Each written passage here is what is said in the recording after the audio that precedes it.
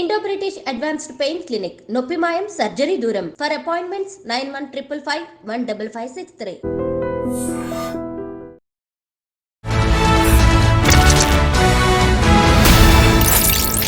అందరికీ నమస్కారం. నేను Swaroopa Potlapalli. Welcome to I dream. Manchu ఫ్యామిలీని కష్టాలు వెంటాడుతూనే ఉన్నాయి. టీవీ9 రిపోర్టర్ రంజిత్ మీద దాడి కేసులో తనకు ముందస్తు బెయిల్ ఇవ్వమని మోహన్ బాబు వేసిన పిటిషన్ను హైకోర్టు కొట్టివేసింది. ప్రస్తుతం ఆయన దుబాయ్ వెళ్లి మంచు విష్ణు పిల్లల్ని చూసి తిరుపతి వచ్చినట్టుగా తెలుస్తోంది. ఇక మీదట మోహన్ బాబు స్టెప్స్ ఎలా ఉంటున్నాయి, అసలు వాళ్ళ ఇంట్లో పరిస్థితులు ఇలా మారిపోవడానికి కారణం ఏంటి, ఇలా అనేక విషయాల మీద డిస్కస్ చేయడానికి నాతో పాటు life coach, family counsellor Rajani Rama garu ఉన్నారు. ఆవిడతో మాట్లాడదాం. మేడం నమస్తే. నమస్తే. మోహన్ బాబు గారు పరిస్థితి చూశారు కదా, మొన్నటి వరకు అసలు ఇండస్ట్రీకే పెద్దన్నగా పెద్ద దిక్కుగా ఉన్నారు. మాజీ ఎంపీ, అసలు ఆయన మాటకి ఎంతో విలువ ఉండేది. ఎస్, ఇన్ని ఉన్న వ్యక్తి ఒకేసారి వాళ్ళ ఇంట్లో పరిస్థితులు అనేవి మారిపోయాయి. ఇలాంటి టఫ్ సిచ్యువేషన్స్ చాలా మంది జీవితాల్లో వస్తూనే ఉంటాయి. మంచు ఫ్యామిలీకి సంబంధించి మనం ఏం మాట్లాడుకోవాలంటారు? ఇది పిల్లల ఒక చెడు నడవడికండి ఇదంతా. ఇప్పుడు తల్లిదండ్రులు అనుకుందాం పోనీ చెడ్డవాళ్ళని, ఎంత చెడ్డవాళ్ళైనా వీధిన పడి పిల్లల్ని వీధిన పడేసి చెయ్యరు కదా. ఈ పిల్లల ధోరణులు ఇలా తయారవుతున్నాయి. ట్రెండ్ ఒకటి. ఈ పిల్లలు ఒకళ్ళని చూసి ఒకళ్ళు, ఏ లెవెల్ వాళ్ళైనా సరే కొంచెం తేడా వస్తే సహనం ఉండటం లేదు. వాళ్ళు ఎదుట ఉన్నది ఎవరనేది ఆలోచించటం లేదు. తనకేదో బాధ కలిగింది, తన ఫ్యామిలీకి ఏదో బాధ కలిగింది అని చెప్పి తల్లిదండ్రుల్ని నిలదీసే పరిస్థితి అన్ని స్థాయిల వాళ్ళలోనూ వచ్చేసింది ఈ రోజున. ఇప్పుడు ఆయన అంతా మనం చెప్పుకున్నాం, ఆయన ఎంతో డిసిప్లిన్గా ఉన్న వ్యక్తి, డిసిప్లిన్కి మారుపేరు. అంటే కోపతాపాలు అనేవి మనిషి అన్న తర్వాత ఉంటాయి, అది పర్సనల్ పక్కన పెడితే ఆయన డిసిప్లిన్ గల వ్యక్తి, విద్యా సంస్థలు నడుపుతున్నారు అని అన్నప్పుడు ఇప్పుడు ఈ పిల్లల వల్లే కదా ఇల్లు బయటకు వచ్చింది. ఆ ఆవేశంలో ఆయన మీడియా వాళ్ళ మీద చేయి చేసుకోవటం వల్ల కొంచెం ఇంత దూరం వచ్చేసింది. అంటే ఆయనకేంటంటే పిల్లలు ఇలా చేస్తారా, ఇలా చేస్తారా, ఇలా చేస్తారా అనే దాంట్లో నుంచి బయటకు రాలేకపోతున్నారు. ఆయన ఆడియో నేను చూశాను. నిన్ను ఎలా పెంచానురా, నువ్వు ఇలా తయారయ్యావు అన్నప్పుడే నాకు అసలు ఆయన హృదయంలో నుంచి వచ్చిన మాటలు అవి నాకు చాలా బాధ కలిగింది. నిజమే కదా, మనం ఎంతో ఎఫర్ట్ పెట్టి, ఎంతో నమ్మకం పెట్టి, ఎంతో భరోసాగా ఒక పని చేస్తే అనూహ్యంగా అది ఫెయిల్ అయినప్పుడు అసలు ఇది ఫెయిల్ అయ్యే ప్రశ్నే లేదు, సమస్య లేదు, ఇది 100% సక్సెస్ అవ్వాల్సిన విషయం, ఇలా ఫెయిల్ అయింది ఏంటని అనుకుంటాం కదా. అది జరిగింది ఆయన విషయంలో. నాకు ఆయన ఆడియో వింటే నాకు అర్థమైంది అది. అయితే పిల్లలు కూడా తల్లిదండ్రుల యొక్క ఆశల్ని కానీ వాళ్ళ యొక్క వ్యక్తిత్వాన్ని కానీ కూలదోసేస్తున్నారు. మాకేం సంబంధం, ఆయన వేసిన బేస్ మీద మీరు ఇప్పటివరకు వచ్చారు, వచ్చినప్పుడు ఆయన మాటలు, ఆయన నిర్ణయాలు ఎందుకు నచ్చటం లేదు? మీరు అందరు కుటుంబ సభ్యులు కూర్చొని మాట్లాడుకోవాల్సిన విషయాన్ని వీధికి తీసుకురావడం వల్లే కదా ఇవాళ మనం మాట్లాడాల్సి వస్తుంది. అంటే ఇది కూడా నేను ఎందుకు మాట్లాడుతున్నానంటే, ఏదన్నా ఒక చిన్న మాట నాది వాళ్ళకి ఉపయోగపడితే మనసులు కొంచెం వాళ్ళకి పశ్చాత్తాపడతాయి. ఫర్దర్గా ఇంకొక చెడు వాళ్ళు చేసుకోకుండా, మళ్ళీ ఒకసారి బయటపడకుండా ఇంట్లోనే పరిష్కరించుకోగలుగుతారు. అంటే మీడియా వాళ్ళు కూడా వెళ్తారు, ఏదో ఒకటి ఇంత ఉంటే అంత వస్తుందని వాళ్ళు కూడా భ్రమ పడుతూ ఉంటారు. భ్రమ కాదు, అది నిజం కూడా కొన్ని సందర్భాల్లో. మరి ఆ బాధని వీళ్ళు వాళ్ళకి కలిగించకూడదు, ఆ పరిస్థితి వాళ్ళు కూడా వీళ్ళకి కల్పించకూడదు కదా. అలాంటివి జరిగితే మీడియా వాళ్ళు వెళ్తారు, మరి జనానికి ఏం జరిగిందా అని ఒక ఉత్సుకత ఉంటుంది. కాబట్టి ఇప్పుడు ఏది ఏమైనా సరే ఈ పిల్లల ధోరణి ఇలా ఉండటం వల్ల తల్లిదండ్రులు అనుకోకుండానే రోడ్డు మీదకి రావాల్సి వస్తుంది, ఏ స్థాయి వాళ్ళైనా సరే. కాబట్టి ఈ మోహన్ బాబు గారు కూడా అంత పేరు ప్రఖ్యాతులు ఉన్న వ్యక్తిగా మరి ఈ పిల్లల్ని కొంచెం, అంటే ఆయన సిచ్యువేషన్ అనేది ఎప్పుడూ ఒకలా ఉండదండి. ఇప్పుడు ముందు ఆయన పిల్లలుగా ఉన్నప్పుడు ఎలా పెంచారు, తర్వాత కాలంలో ఎలా పెంచారు, తర్వాత కాలంలో ఎలా వాళ్ళని లీడ్ చేశారు, ప్రస్తుతం ఎలా ఉంటున్నారు చూడండి. నేను స్టేజెస్ చెప్పాను, ఎలా పెంచారు, ఎలాగా తర్వాత ముందుకు తీసుకెళ్లారు, ఎలా లీడ్ చేశారు, ఎలా ఎన్ని నేను స్టెప్ వైజ్గా ఎందుకు చెప్తున్నానంటే ఆయా పీరియడ్స్లో పిల్లల్ని ఎలా పెంచారు. ఎవరైనా పేరెంట్స్కి ఈ 4 స్టేజెస్తోనే పెంచుతారు పిల్లల్ని, ఈయన కూడా పెంచారు. మరి అలా అలా అలా తీసుకొచ్చినప్పుడు ఇప్పుడు ఎలా ఉండాలి, ఎలా ఉంటున్నారు, ఇది ఆయన కూడా ఊహించని స్థితి. అయితే ప్రతి ఇంట్లో కూడా ఉంటాయండి, చాలా విషయాలు ఉంటాయి. కాకపోతే ఆయన కూడా ఊహించుండ్రు ఈ ఆస్తి విషయాలు ఇలా ఇంత దారుణంగా బయటకు లాగి నన్ను కూడా బయటకు లాగుతాడు ఈ అబ్బాయి అని చెప్పి ఆయన ఊహించని పరిణామంతోనే ఆయన అంత ఆవేశానికి లోనవ్వాల్సి వచ్చింది. అయితే ఇప్పుడు ఎక్కడైనా సరే ఎప్పుడైనా ఎంత గొడవలు వచ్చినా ఫ్యామిలీ మళ్ళీ ఒక్కటైపోద్ది. ఇప్పుడు మంచు విష్ణు, మంచు మనోజ్, మోహన్ బాబు గారికి జరిగిన గొడవలు అవన్నీ చూసాము. అదంతా సైడ్ అయిపోయింది. తీరా చూస్తే అత్త మీద కోపం దుత్త మీద చూపించినట్టు ఆయన ఆ రోజు ఆవేదన బాధనలో ఉండి మీడియా మీద చేసిన దాడి అనేది ఇప్పుడు ఆయన మెడకి చుట్టుకున్నట్టుగా అయిపోయింది. ఎందుకంటే ఆయన వెళ్ళారు, ఆ రిపోర్టర్ సర్జరీ అయిన తర్వాత అతనికి బహిరంగ క్షమాపణ చెప్పాడు. అయినా సరే మళ్ళీ కోర్టులో లీగల్ ఇష్యూస్ దగ్గరకు వచ్చేసరికి ఇప్పుడు ఖచ్చితంగా బెయిల్ పిటిషన్ని కోర్టు కొట్టేసింది. ఆయన కొంచెం సంయమనం కోల్పోకుండా ఉంటే పరిస్థితి ఇక్కడ దాకా వచ్చేది కాదు కదా. ఆయన ప్రతి స్టెప్లోనూ ఒక మాట వాడారు, ఈ మీడియా వాళ్ళ వల్ల ఇంకా ఎక్కువ ఇంతుంటే అంత చేసి చెప్తున్నారు. అది చాలాసార్లు మెన్షన్ చేశారు ఆ మాటని. ఎందుకునంటే మీరు అన్నట్టు వాళ్ళేదో ఏదో జరిగిందని కాదు, వీళ్ళేదో అన్నారని బాధ ఎక్కువ ఉంటుంది. చూడండి, జరిగింది ఏదో జరిగిపోయింది, వీళ్ళు వచ్చి అన్నారనో వీళ్ళు వచ్చి నవ్వారనో అనే అవమానం, ఆ బాధ ఇంకొంచెం ఎక్కువ అవుతుంది. ఇప్పుడు ఈయన అంత పెద్ద మనిషి, ఇంట్లో ఎక్కడో బెడ్రూమ్లో పడుకుని ఉన్న వ్యక్తి ఆ టైంలో రోడ్డు మీదకి రావాల్సి వచ్చిన పరిస్థితి. ఎందుకు రావాల్సి వచ్చింది? ఈ మీడియా వాళ్ళందరూ ఇలా రావటం వల్ల కదా. ఏదో మా ఇంట్లో మాకు జరిగింది, మేము ఏదో చేస్తాం, మీకెందుకు, మీరెందుకు రావాలి అనే అది జీర్ణించుకోలేకే ఆయన మీడియా మీద అలా చేశారు అని నాకు అనిపిస్తుంది.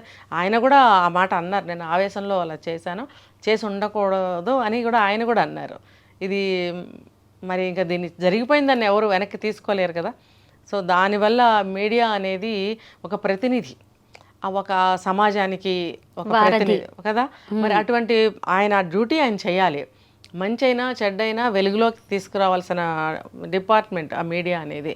సో వాళ్ళ పని వాళ్ళు చేసుకుంటున్నప్పుడు ఈయన కూడా సంయమనం పాటించి కంట్రోల్ చేసుకోవాల్సింది. ఈయన ఒక యాంగిల్లోనే ఆలోచించారు, ఇది తెలియక కాదు, తెలుసు, కానీ ఒక ఫ్యామిలీ యాంగిల్లోనే ఆయన ఆలోచించటం వల్ల ఆవేశంలో అలా జరిగింది. ఇప్పుడు బెయిల్ కూడా ఏ స్థితికి వచ్చిందో మనకి తెలుస్తుంది. అది చెప్తారు చూడండి, తన కోపమే తన శత్రువు అని అంటారు కదా. అందుకనే ఏ వయసు వాళ్ళైనా ఎవరైనా ఏ స్థితిలోనైనా సరే సెల్ఫ్ కంట్రోల్ చాలా అవసరం.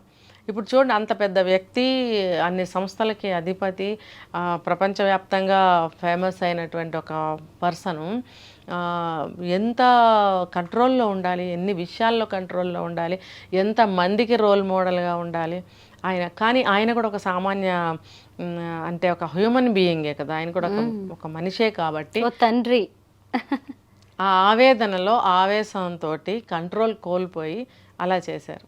ఇది కుటుంబపరంగా కుటుంబానికి సంబంధించిన ఒక సమస్యగా పరిగణించి బెయిల్ ఇస్తే కూడా మంచిదే. ఎందుకంటే ఆయన వెళ్ళి సారీ చెప్పారు, సహాయం చేస్తానని కూడా అన్నట్టున్నారు. కాబట్టి మనిషి అన్నాక పొరపాట్లు జరుగుతాయి. ఇప్పుడు తప్పు ఒప్పుకుంటే శిక్ష తగ్గుతుంది అని ఒక మాట ఉంది కదా. ఇప్పుడు అంత పెద్ద ఆయన ఒక జర్నలిస్ట్ దగ్గరికి వెళ్ళి తప్పైంది క్షమించండి అని అన్నారు, సహాయం చేస్తానని కూడా అన్నారు. కాబట్టి ఆ యాంగిల్లో కన్సర్న్ చేసి బెయిల్ మంజూరు చేయటం అనేది శ్రేయస్కరం. ఎందుకంటే ఒక చెడుని ఇంకా ఇంకా ఇంకా చెడుకు తీసుకెళ్ళి ఒక బాధను ఇంకా ఇంకా బాధను పెంచి వాళ్ళ కుటుంబ స్థితి ఇంకా ఇంకా దిగజారేటట్టు చేయటం అనేది కోర్టుకు కూడా న్యాయం కాదు.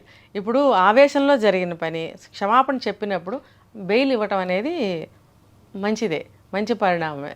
ఎందుకంటే ఇప్పుడు ఆయన ఆరోగ్య పరిస్థితి కూడా పెద్ద, ఆయన ఆరోగ్య స్థితి కూడా అంతగా బాగలేదని చెప్తున్నారు. ఇటువంటి సంఘటనలు జరిగినప్పుడు ఆరోగ్యం కొంచెం పాడయ్యే అవకాశం ఉంటుంది. ఇంకోటి ఏంటంటే, ఈ బెయిల్ కనుక ఇవ్వకపోతే ఫ్యామిలీ పరంగా ఇంకా ఇంకా కోపాలు ఇంకా పెరిగి, పంతాలు ఇంకా పెరిగి, పట్టుదలలు ఇంకా పెరిగి, నువ్వు అక్కడే ఉండి నేను అక్కడే ఉంటాననే విషయాలు పెరిగిపోతాయి. ఎందుకు నన్ను ఈ స్థితికి తీసుకొచ్చాడు, నాకు బెయిల్ రాలేదు, నాకు శిక్ష ఇలా జరిగింది అన్న బాధతోటి గుండె ఇంకా కఠినమైపోతుంది. అలాంటప్పుడు బిడ్డని అంతే కదా, అతని వల్లే కదా రేపొద్దున ఏదైనా జరిగితే ఆ స్థితి వచ్చేది కొడుకు వల్లే. రజనీ గారు, ఎగ్జాక్ట్లీ ఇక్కడే మనం ఒక పాయింట్ మాట్లాడుకోవాలి. సెలబ్రిటీస్, సినిమా స్టార్స్ ఇళ్లలో చీమ చిట్టుకుమన్న అది ఒక న్యూస్ గా మారిపోతుంది. ఇప్పుడు ఇన్ని రోజులు వీళ్ళని ఒక ఐకానిక్ గా ఎలా చూసారో, ఇప్పుడు వీళ్ళ ఇంట్లో జరుగుతున్న గొడవల్ని కూడా సొసైటీ అలాగే అబ్జర్వ్ చేస్తుంది. ఉంది. ఎవరికి వాళ్ళకి అప్లికబుల్ చేసుకుంటూ ఉన్నారు. అయితే ఇక్కడ చూసినప్పుడు పేరెంటింగ్ విషయం గురించి కూడా మాట్లాడుకోవాలి. ఆయన ముగ్గురిని ఒకే రకంగా పెంచి ఉండొచ్చు, ఇంకా చిన్న కొడుకుని ఇంకా అల్లారు ముద్దుగా పెంచానని ఆయనే చెప్తున్నారు. కానీ పేరెంట్స్ ఒక్కొక్క పిల్లాడి మెంటాలిటీ ఒక్కో రకంగా ఉంటుంది. విష్ణు మెంటాలిటీ ఒకటి, లక్ష్మీ ప్రసన్న మెంటాలిటీ ఒకటి, మంచు మెంటాలిటీ, మనోజ్ మెంటాలిటీ ఒకటి. ముగ్గురికి ఒకే రకంగా స్ట్రిక్ట్గా నేను చెప్పిందే అన్నట్టు కాకుండా ఒక్కొక్కళ్ళ మెంటాలిటీని బట్టి పేరెంట్స్ ఒక్కో రకంగా ట్రీట్ చేయాల్సి ఉంటుందేమో కదా.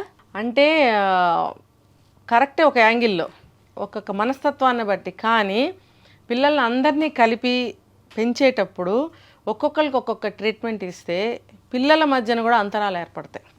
నాకొక న్యాయం, తనకొక న్యాయమా, నేను చేస్తే ఊరుకోరు, తను చేస్తే ఊరుకున్నారు అనేటువంటిది వస్తుంది. అంటే ఇక్కడ ఎలా ఊరుకోరు, తను చేస్తే నేను చేస్తాను ఎందుకు అంటున్నానంటే, ఫర్ ఎగ్జాంపుల్ పిల్లలందరి ముందు విడివిడిగా ట్రీట్ చేస్తే పిల్లల్లో ఇటువంటి భావాలు వస్తాయి. ఒకేలాగా ట్రీట్ చేస్తూ ఉన్నట్టయితే కనుక వాడిని పక్కకి తీసుకెళ్ళి బరోలాగా చెప్పలేకపోవచ్చు. ఎందుకంటే నువ్వు అక్కడ అది చెప్పేసావు కదా, మళ్ళీ ఇక్కడ ఏంటి అనేది వస్తుంది. కాబట్టి ఇది కొంచెం మీరు క్రిటికలే, ఇది తల్లిదండ్రులకి ఇది సమస్యే. కానీ ఒక ఏజ్లో నేను చెప్పాను, ఆర్మీ డిసిప్లిన్తో పెంచాల్సిందే. బేస్ అనేది గట్టిగా ఉంటే బిల్డింగ్ బాగుంటుంది కదా. ఈ 5 to 15 years ఏజ్ వరకు ఆర్మీ డిసిప్లిన్తో పెంచినట్టయితే అందరిని ఒకలాగానే పెంచాలి. ఒక హాస్టల్లో ఒకళ్ళకొక రూలు ఉండదు కదా. కాబట్టి అందరికీ ఒకటే రూల్ పెడతారు. యూనిఫామ్ కూడా అందుకే పెడతారు స్కూల్స్లో. అందరూ ఒక ఆలోచనలు కానీ, అందరూ సమభావంతో ఉండాలని కానీ యూనిఫామ్ పెడతారు. సో అలాగే ట్రీట్మెంట్ కూడా ఒకేలాగా ఇవ్వటమే కరెక్ట్. అందరినీ ఆర్మీ డిసిప్లిన్లో పెంచాలి. అయితే ఇది క్లాస్ అందరూ ఒకటేసారి పుట్టరు కదా. అవును, 5 ఏళ్ళు వచ్చిన తర్వాత రెండో వాడు పుట్టచ్చు, 10 ఏళ్ళు వచ్చాక పుట్టచ్చు. అప్పుడు 5 నుంచి 15 వరకు ఇలా పెంచాలి అని అంటే ఎలా? విడదీయి పాలించు అన్నారు కదా. ఒక్కొక్కరిని ఒక్కో రకంగా పేరెంటింగ్ చేయాలి. ఎలా అంటే అది ఒకళ్ళకి తెలియకుండా ఒకళ్ళకి అది కొంచెం సాధ్యమే. ఇప్పుడు ఒకళ్ళు ఎక్కువ తింటారు, ఒకళ్ళు తక్కువ తింటారు. నువ్వు తినలేవని చెప్పి నీకు కూరితే నువ్వు తినలేవు కదా. నువ్వు ఎక్కువ తింటావు కదా అని చెప్పి ఇంకా ఎక్కువ పెట్టినా నువ్వు తినలేవు. ఇప్పుడు తక్కువ పెడితే నీకు తక్కువ అవుతుంది. కానీ నీకు ఎంత పెట్టాలో నీకు అంతే పెట్టాలి, ఇతనికి ఎంత పెట్టాలో అంతే పెట్టాలి కదా. అది ఒప్పుకున్నప్పుడు ఇదెందుకు ఒప్పుకోరు అనే విచక్షణని వాళ్ళకి తీసుకురావాల్సింది పేరెంట్సే. నేను అదే చెప్తా, పిల్లల్ని పెంచేటప్పుడు యజ్ఞం, పిల్లలు పెరిగే వరకు యజ్ఞంలోనే ఉండాలి. ఆ హోమం యజ్ఞం కంప్లీట్ అయ్యే వరకు పీటల మీద నుంచి లేవకూడదు. ఈ పిల్లల్ని పెంచే వరకు కూడా మన యొక్క రకరకాలు ఉంటాయి కదా, అవన్నీ పక్కన పెట్టుకోవాలి. పిల్లలు ఒక మంచి వ్యక్తులుగా తయారయ్యే వరకు మనం యజ్ఞం చేయాలి. యజ్ఞంలాగా పిల్లల్ని పెంచాలి. అది చాలా కష్టం అన్నమాట. అన్ని కష్టాలు పడితేనే మంచి పిల్లలు తయారవుతారు. ఇప్పుడు పెద్దవాడి ముందు చిన్నవాడు అల్లరి చేశాడు, చిన్నవాడిని ఒక దెబ్బ వేయాలి. చిన్నవాడిని దెబ్బేస్తే చిన్నవాడికి అవమానం పెద్దవాడి ముందు. పెద్దవాడికి చిన్నవాడు అలుసవుతాడు. ఏమవుతుందో తెలుసా? ఇద్దరి మధ్యన అసూయలు వస్తాయి అప్పుడే. అన్నయ్యని కొట్టట్లేదు, లేదా తమ్ముడిని కొట్టట్లేదు, నన్నే కొడుతున్నారని అన్నయ్య, అన్నయ్యని కొట్టట్లేదు నన్నే కొడుతున్నాడు అని తమ్ముడు. సో తండ్రి మీద ద్వేషం కలుగుతుంది, అన్న మీద ఏమవుతుంది? అసూయ. సిబ్లింగ్స్ మధ్యన అసూయ. ఈ అసూయ పెరిగి పెరిగి ఏమవుతుందంటే ఇప్పుడు ఇక్కడ జరిగింది కదా, మంచు, మనోజు, విష్ణు ఆస్తి దగ్గర గొడవలు. వీళ్ళంటే వీళ్ళే కాదండి, నేను జనరల్గా చెప్తున్నాను. ఇది ప్రజెంట్ జరిగింది కాబట్టి నేను చెప్పాను, కానీ వాళ్ళని ఇందులో టార్గెట్ చేయాలనేది నా ఉద్దేశం కాదు. ఎందుకంటే అన్నదమ్ముల మధ్యన, అక్క చెల్లెళ్ళ మధ్యన ఈ ద్వేషాలు, భేదాలు ఎందుకు వస్తున్నాయంటే ఈ అసూయ వల్ల వస్తుంది. ఖచ్చితంగా ప్రతి సిబ్లింగ్స్ మధ్యలో అసూయ అనేది ఖచ్చితంగా ఉంటుంది, 100%. అది చిన్నప్పటి నుంచి కొంత పెంపకంలోనే వస్తుంది, ఇటువంటి పెంపకం వల్ల. అందుకని తెలియచేయాలి పిల్లలకి, బాబు నువ్వు ఇట్లా తప్పు చేస్తున్నావు కదా, చూడు వీళ్ళందరూ మంచిగా ఉన్నారు, నువ్వు అల్లరి చేస్తున్నావు కాబట్టి నీకు నేను చెప్తున్నాను, నువ్వు అల్లరి చేయకూడదు అనే డిఫరెన్స్ అనేది వాళ్ళకి తెలియచేయాలి. తెలియజేసి వాళ్ళ స్వభావాన్ని బట్టి వాళ్ళకి అర్థమయ్యేటట్టుగా చెప్పగలగటం అనేది పెద్ద స్కిల్.